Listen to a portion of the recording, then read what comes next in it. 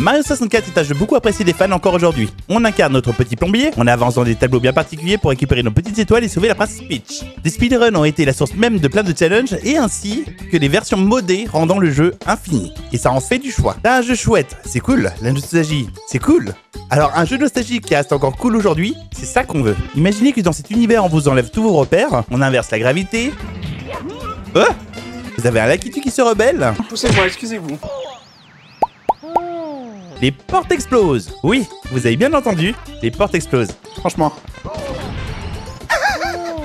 Vous avez aussi les panneaux qui en ont marre de sentir votre haleine de trop près et finissent par vous tuer. Ah non, je peux juste bouger la caméra, d'accord, ça. Ok, les panneaux sont piégés. C'est là tout l'intérêt de ces Mario qu'on a fait sur Twitch. Un Mario rempli de trolls en tout genre afin de déshabituer les fans de la licence et leur retourner le cerveau et leurs habitudes. Au lancement, je m'attendais pas du tout à me faire troller autant de la sorte. Il a été extrêmement bien noté, donc je fais confiance à la room. On me déconseille d'aller dans le château et de rester là où je suis, d'accord. Mais on se serait bien marré, je vous l'accorde. Ah, je vous ai parlé aussi des tots qui savent compter? Car oui, on apprend à faire un compte à rebours depuis 100. Ouais, je rigole pas. I count down from 100. Oh non, il va compter depuis 100. 100. Oh. On a une logique de ce qui est aquatique également. Quand on va dans l'eau, on ne respire pas. C'est logique. Là, non, sous l'eau, tu n'as pas d'air. Mais si tu pointes le bout du nez dehors, tu meurs aussi.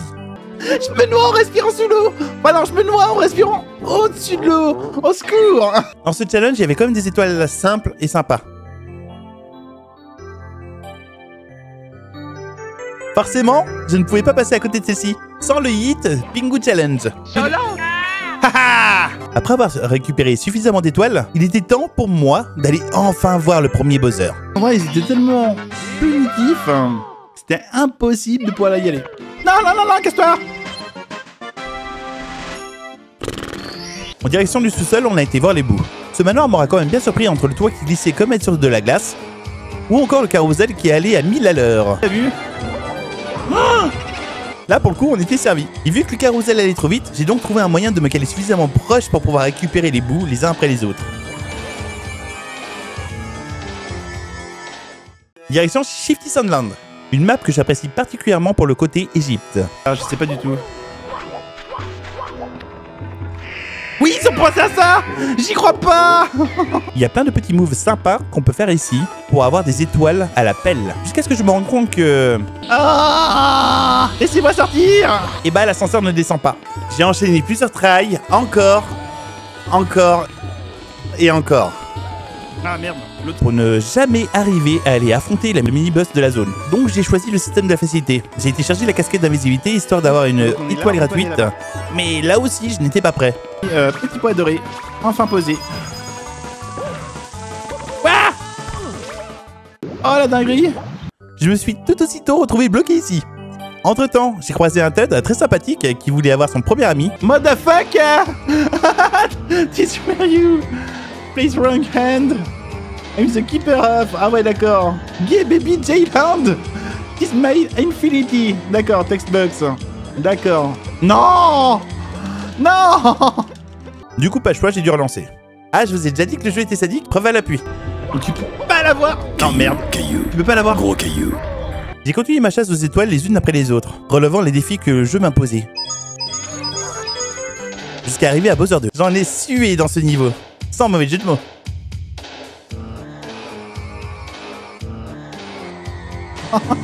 Non, pas la vie.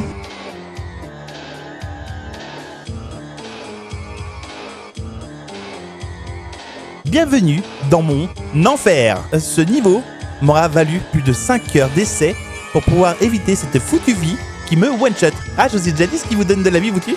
Car oui, à partir d'ici, on est sur un contre-la-montre avec la vie one-up. J'en ai arrêté de compter le nombre de morts pour pouvoir le finir. Après un 5 heures, j'ai enfin pu voir Bowser 2. Mais du coup, jamais 203, direction le 3ème. On a à notre possession la 2ème clé. Du coup, direction le haut du château. Forcément, on se doute bien que c'est pas si facile que ça.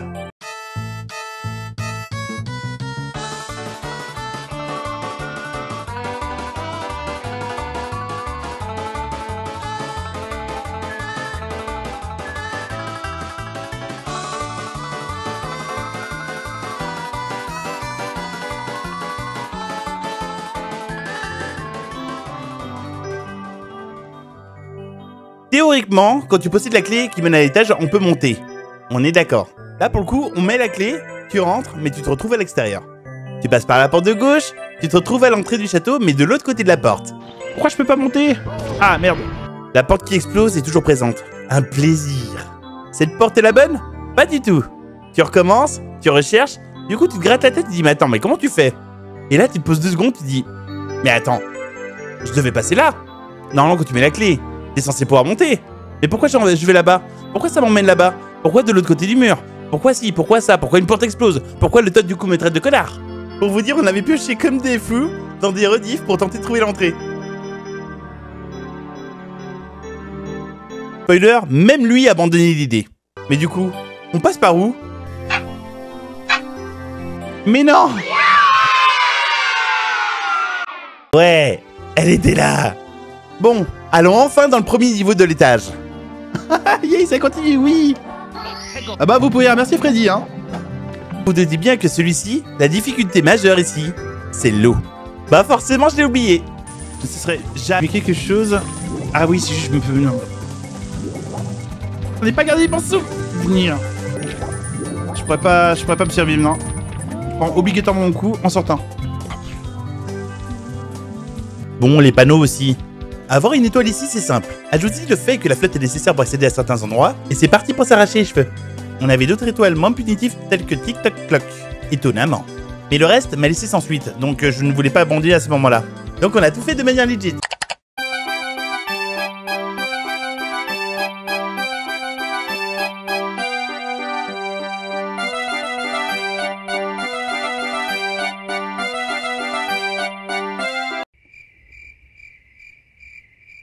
Nous voilà enfin chez Bowser 3, et contrairement aux deux, ce niveau était clairement offert en termes de difficulté. Je n'ai pas eu besoin de m'extirper les yeux pour la difficulté, et j'avoue que ça fait un bien fou.